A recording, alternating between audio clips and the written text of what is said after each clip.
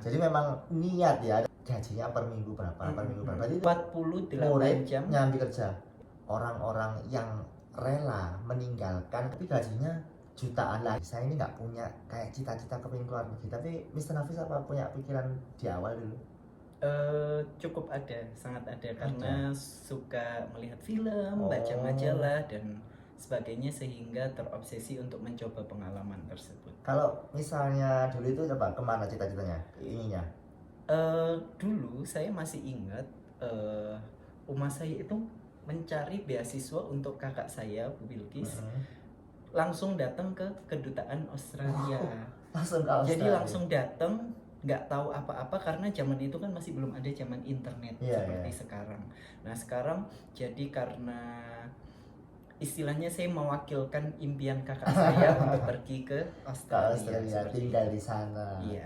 Jadi memang niat ya, ada niatan dari awal. Kalau kita ini kayak sebagai orang kampung, apalagi saya ya, kita nggak punya kayak tujuan mau keluar negeri, kayak mimpi yang sangat jauh gitu loh. Tapi Mr. Nafis memang dari awal sudah disiapkan kayak gitu ya. Iya, alhamdulillah. Dan itu jadi apa? Ibaratnya mungkin doa orang tua juga ya. Iya, bisa jadi. Nah, kan kalau saya yang nganggapnya kayak bule itu kok kaya, orang kaya, terus bule biasanya bagi-bagi uang. Kalau dari perspektif Pak Nafis gimana itu?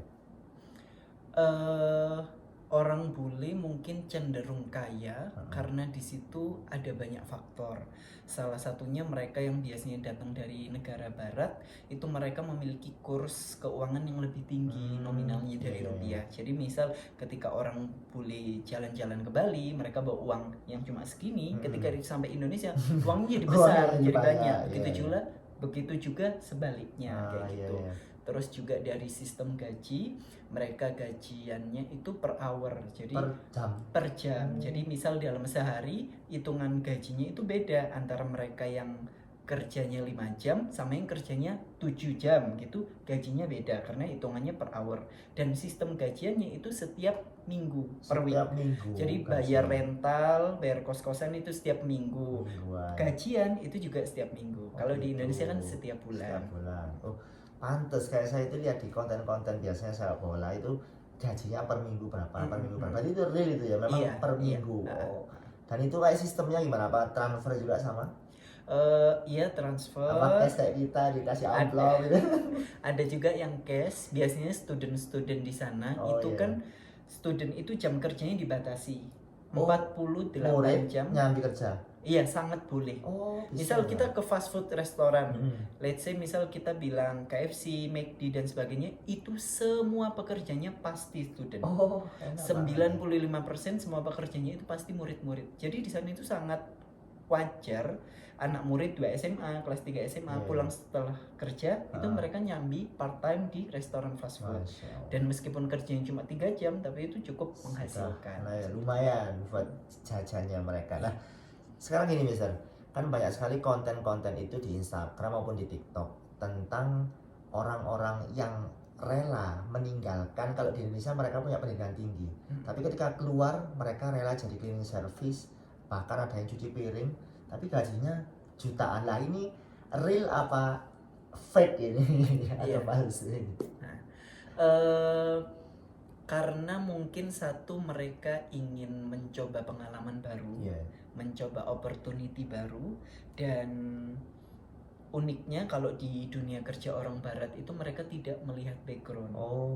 As long as kamu bisa kerja, kamu mampu, geraknya cakcek, satset, bisa kerja, responsif, adaptif, itu kita akan peluangnya sangat besar untuk di semua sektor pekerjaan. Jadi tidak melihat background, ijazah, pendidikan terakhir gitu. Bahkan pelayan-pelayan itu yang udah bapak-bapak, udah tua, berumur gitu 40-50 itu masih sangat umum ditemui di tempat publik. Jadi sama kayak di Singapura. Kemarin kita waktu ke Singapura itu saya kaget loh. Di sini McD-nya yang melayani kok ibu-ibu. Biasanya kalau di kita kan ibu-ibu muslimat. Iya. Ibu-ibu ikut pengajian. Kalau di sana melayani McD. Saya lihat juga orang tuanya punya pool. Mungkin itu yang beda. Nah, buat yang belum tahu, Mr. Nafis ini tahun lalu sempat tinggal ke Australia. 1 tahun ya? 1 tahun di Australia. Nah, Mister, pengalaman apa yang jenengan rasakan atau culture shock di sana? budaya mungkin berbeda jauh dengan Indonesia, dan juga Mister mungkin kerjanya bagaimana Kak di sana? Oh iya. Pengalaman di sana ada beberapa aspek yang istilahnya culture shock. Ada yang positif, ada yang negatif. Positif Pertama, dulu, ya. yang sebenarnya ini mungkin sangat jarang dibicarakan orang, atau mungkin kita sangat jarang lihat di internet. Yang pertama, di sana itu sangat diverse. Diverse itu keberagaman. Oh iya, iya, iya. Jadi ketika kita ke Australia, mereka penduduknya aslinya aborigin, terus mereka datang penduduk dari Inggris. Nah, orang-orang bule. Tapi ketika ke sana, sekarang dunia udah global, sudah terbuka. Jadi di sana itu banyak orang Asia, banyak orang India, Campur-campur. banyak refugee. Refugee itu adalah pendatang, pengungsi yang mereka datang dari negara-negara konflik. Oh, iya, Contohnya dari Timur Tengah, Afghanistan, Palestina, itu juga banyak. Dan ternyata populasi Muslim di sana juga tidak sesedikit yang saya bayangkan. Jadi ketika saya tinggal di daerah yang ramah Muslim, jadi di situ cukup mudah menemukan makanan halal dan masjid. Jadi saya kayak ditemas lah ya. Iya. Suasananya kayak ditemas. Nah, saya teringat ketika saya baca bukunya Gus Nadir, Profesor Nadir kan banyak menceritakan tentang Australia. Ketika Mister menceritakan seperti itu, saya teringat, iya juga di sana kalau dari bukunya itu tadi dibahas kayak tentang keberagaman yang sangat luar biasa, sangat menjaga keberagaman. Bahkan di sana kalau nggak salah ya, sangat menjaga konflik antar agama. Gimana supaya antara agama satu dan yang lainnya itu semuanya terakomodasi gitu ya, bener ya? Iya. Oh, berarti bener bukunya itu. Nah, kemudian selanjutnya, kalau ke luar negeri, apakah kita itu wajib bisa bahasa Inggris? Apakah kayak saya ini kan bahasa Inggrisnya pas-pasan. Jadi kayak kemarin waktu ke Singapura ya campur-campur akhirnya. Itu gimana? Apakah wajib? Apa gimana? Sunnah misalnya? Iya, jadi kalau kita ke tempat baru, at least kita harus mempersiapkan senjata kita. Nah, dalam hal ini adalah bahasa. Nah, kemarin saya itu juga mempersiapkan dokumen dan persiapan belajar bahasa Inggris itu sendiri. Saya bukan dari jurusan bahasa Inggris, jadi saya belajar IELTS, belajar semua vocab yang baru, ada ujiannya juga dan seperti lainnya. Tapi as long as kita punya niat belajar, nanti kita akan mau untuk bersusah payah menghafalkan kosakata. Jadi kuncinya adalah kita harus mau dulu, kita harus suka dulu, kita harus cinta, sehingga kita melakukan pengorbanan untuk belajar bahasa Inggris itu jadi terasa menyenangkan. Jadi kayak ringan gitu ya. Iya, nah itu loh, kayak kata-kata kalimat there is a will, there is a way. Artinya apa, Mister? Di mana ada kemauan, di situ ada jalan. Gitu loh. Iya, benar. Oke, luar biasa sekali. Nah, sekarang tipsnya, misalnya kayak saya kan benar-benar dapat bahasa Inggris itu kelas 5 SD. Dan ketika dapat itu langsung yang verb 1, verb 2, verb ing, kayak males duluan gitu loh. Apa sih ini? Padahal saya pengennya itu mungkin belajar buah-buahan dulu, kayak sekarang gitu ya. Nah, itu apa tipsnya untuk kita bisa cepat belajar bahasa Inggris? Iya, memang kalau kita di sekolah itu sangat merasa terbebani dengan grammar yang berat. Kesannya bahasa Inggris itu penuh dengan structure, rumus, dan sebagainya. Padahal kalau menurut saya sendiri, pandangan saya pribadi, kunci dari belajar bahasa itu adalah kosakata. Cuma itu aja. Kayak misal kita berbahasa Indonesia, apakah kita berbicara sesuai dengan SPOK, subjek, predikat, objek, keterangan? Enggak kan? Yang penting kita asal ngomong, asal tahu katanya apa. Sama, another language juga apply the same method gitu. Mereka juga menerapkan metode dan rumus yang sama. Kecuali memang kalau untuk di instansi perkuliahan, akademik tentu beda. Tapi kalau untuk pergaulan sehari-hari, dunia kerja, ngomong sama tetangga, sama teman, yang penting vocabulary-nya tahu. Oh, I want go there. Oh, how can I help you? Can I get this please? Jadi yang ringan-ringan kayak saya ngobrol kayak gini ya. Kan harapan saya dulu kok kayak gini sih bahasa Inggris. Jadi saya seringnya ya tidur ketika bahasa Inggris. Iya, harus suka dulu terus Orang bule itu, orang barat itu mereka sangat menghargai Heeh. kalau kita berusaha gitu. Oh, Jadi iya, iya. ketika kita misal bilang sorry my English is bad, my Little, English is little, oh it's okay gitu. Mereka akan menjelaskan dengan senang Oh, hati. iya. Jadi mereka sangat welcome ketika ada orang yang berusaha untuk mempelajari bahasa mereka. Oh, mungkin itu yang bisa jadi perbedaan Iya, juga ya, bahwa antara kita dan orang bule kurangnya di situ. Iya. Kalau orang bule menghargai kekurangan, Iya. ayo belajar bersama. Kalau kita kalau salah kita habisi sampai hilang gitu. Ya, ya, ya. Ini pelajaran buat kita bersama, Bapak Ibu, luar biasa sekali. Nah, sekarang yang terakhir sebagai penutupan, banyak sekali tagar-tagar di media sosial, baik itu Twitter, Instagram dan lain sebagainya, tentang kabur aja dulu. Nah, kan ini kan kayak terkait dengan kita ya. Nah, menurut Mr. Hafiz gimana? Kabur aja dulu itu. Apakah emang kita ini kayaknya wis udahlah, tinggal aja ke luar negeri, kita cari uang yang banyak, 5 tahun kesini posisi kita udah punya banyak uang gitu ya. Gimana menurut Mr.? Iya, ini adalah fenomena yang cukup menarik. Karena sebenarnya yang ingin saya sampaikan adalah di setiap negara, di setiap tempat itu selalu mempunyai problemnya masing-masing. Contoh, kita pergi ke negara maju. Oke, di sana fasilitasnya bagus, infrastrukturnya sudah lebih terdepan. Tapi di satu sisi kita juga harus mempersiapkan skill apa yang kita punya, apa yang bisa kita perjuangkan. Kalau kita berangkat dari nol dari Indonesia, kita ke sana hanya menjadi blue collar atau orang-orang pekerja kasar seperti itu. Terus kalau kita bermimpi, oh aku pingin tinggal di sana, kayak semisal di daerah New South Wales, Sydney dan sekitarnya, harga rumah itu yang standar agak murah, itu yang pinggiran itu $1 juta itu atau kisaran 10 miliar. Itu yang murah. Kalau yang rumah mewah yang bagus itu bisa $3 juta atau 30 miliar. Nah, kita kalau datang ke sana bermimpi tinggal di sana, nabung uang segitu itu sangat lama sekali. Sedangkan kita bisa mensyukuri apa yang kita punya di Indonesia. Kita punya mungkin keluarga, teman-teman yang hangat, bersama orang-orang terdekat yang bisa saling support. Jadi kita mindsetnya adalah membangun ekosistem yang baik di mana kita berada. Oh, berarti kita yang pertama harus syukuri dengan apa yang ada. Kemudian kita memperbaiki misalnya ada kekurangan gitu ya.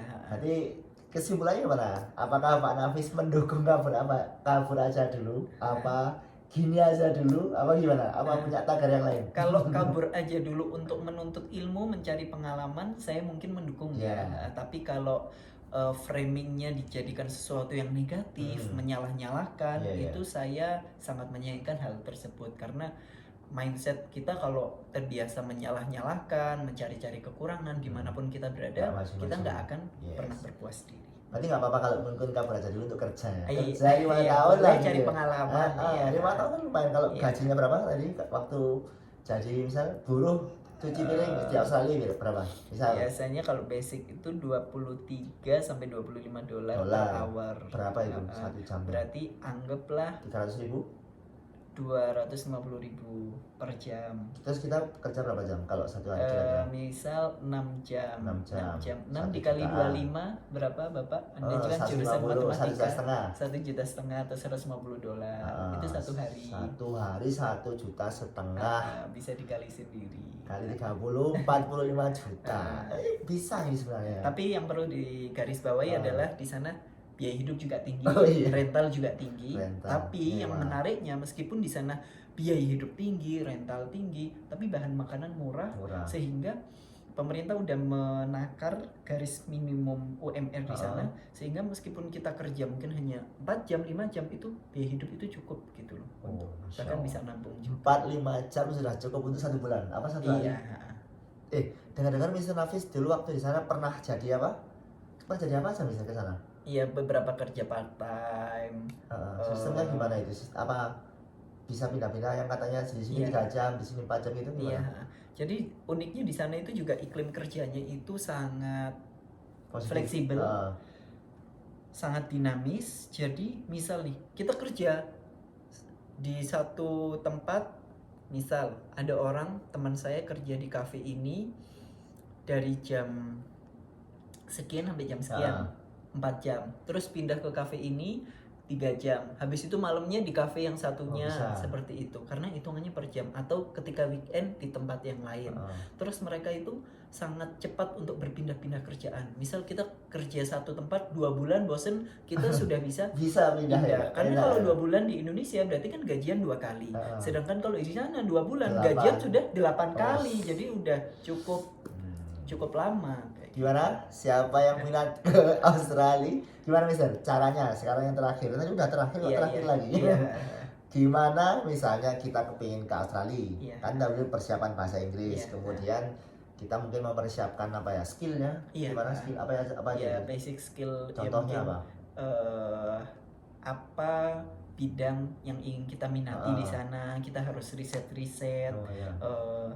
Nanti di sana itu saya pinginnya terjun ke bagian apa. Kan harus. sekarang di YouTube udah banyak. Iya. Kita bisa cari-cari review, kita bisa cari-cari ulasan orang yang sudah berpengalaman di sana. Contohnya misal ada beberapa pekerjaan yang terlihat sederhana tapi menjanjikan kalau di dunia barat itu, contohnya aged care. Aged care itu adalah mereka yang mengurus di panti jompo. Dan itu anak-anak muda juga lumayan banyak. Mengurus di panti jompo. Jadi ngurusin nenek-nenek, kakek-kakek, karena orang-orang sana, orang bule itu kan retirementnya udah terjamin, masa pensiun. Jadi atau mungkin early childhood educator itu jadi guru PAUD. Pendidikan anak usia dini. Tapi itu kalau di sini kan butuh kuliah 4 tahun. Tapi kalau di sana kita cuma ikut kursus 6 bulan, 1 tahun kita udah bisa dapat lisensi seperti itu. Dan bisa kerja langsung. Iya. Masya Allah. Kayaknya sudah mulai tertarik ini teman-teman ini ke Australia ini. Mister, apakah ada keinginan nih sekarang ya? Apakah kepingin balik ke sana? Apa gimana kalau Mister? Kalau untuk saat ini mungkin saya lebih bersyukur saja karena punya pengalaman hidup lama di sana. Dan ketika kita kembali ke Indonesia, kita harus fokus tentang giving back untuk memberikan manfaat apa yang sudah kita pelajari di sana. Tapi yang unik, Mr. Zul, ada fenomena itu namanya kan, kalau kita pindah ke suatu tempat baru ada namanya culture shock. Yes. Ada di komunitas diaspora Indonesia. Diaspora itu adalah orang Indonesia yang tinggal di luar negeri. Itu ada namanya reverse culture shock. Jadi culture shock yang kedua kali. Jadi saya ke Australia itu culture shock. Wow, orangnya sangat satset, orangnya sangat cepat tanggap, sangat, mereka itu rajin sekali bekerja. Saya yang orang muslim aja bangun subuh, mereka jam 4 pagi, jam setengah 4 mereka udah berangkat kerja, meskipun mereka nggak sholat subuh, seperti itu. Nah, ketika sudah terbiasa dengan gaya hidup di sana, balik ke Indonesia, jadi ada reverse culture shock. Ada culture shock yang kedua, kayak kok gini sih? Kok gini, saya harus menyesuaikan lagi. Saya pertama kali datang ke Indonesia, ke Malang, yang saya notice adalah kok di sini banyak debu. Karena di sana itu sangat sedikit sekali debu. Terus ketika kita naruh makanan manis di meja, kita biarin seminggu nggak dirubung semut. Jadi di sana serangga sangat dikit sekali. Terus kalau mau nyebrang mudah, mobil itu harus berhenti. Kapanpun ada orang yang menyeberang. Jadi saya di sini harus menyesuaikan lagi gimana cara naik motor, cara menyeberang jalan dan sebagainya. Pokoknya ketabrak sudah, alhamdulillah. Iya. Luar biasa sekali perbincangan kita pagi hari ini. Saya sebenarnya sangat tertarik juga ketika ada pembahasan tentang seperti itu. Tapi ya itu tadi, intinya kita harus bersyukur dengan apa yang ada dan jangan lupa untuk terus meningkatkan skill, meningkatkan pengetahuan, karena itu pasti akan dibutuhkan suatu saat nanti. Apalagi bahasa Inggris, karena bahasa Inggris itu membawa pengetahuan dari berbagai macam dunia. Dari Amerika, dari Yunani, dari Arab juga ditranslate sehingga bahasa universal zaman sekarang. Dan salah satunya kalau saya baca di buku itu bahwa Islam dulu maju, Islam dulu jaya itu karena ada ulama yang mempelajari banyak bahasa. Contohnya Al-Farabi itu paham 70 bahasa. Itulah beliau akhirnya menerjemahkan buku-buku Yunani hingga sampai semua pemikiran itu diterjemahkan dan banyak orang yang bisa mempelajari dari situ.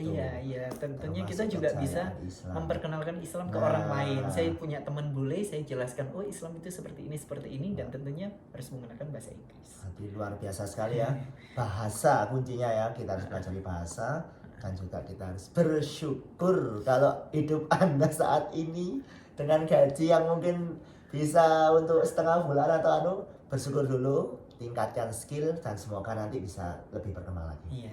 Mungkin itu Mister hari ini. Iya. Kita kurang lebih berapa jam ini? Hampir 1 jam. Enggak ya.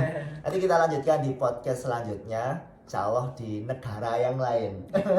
Amin ya. Iya. Mungkin itu. Terima kasih Mister Hafiz waktunya. Sama-sama, terima kasih juga. Jangan lupa subscribe ke channel Mister Zul.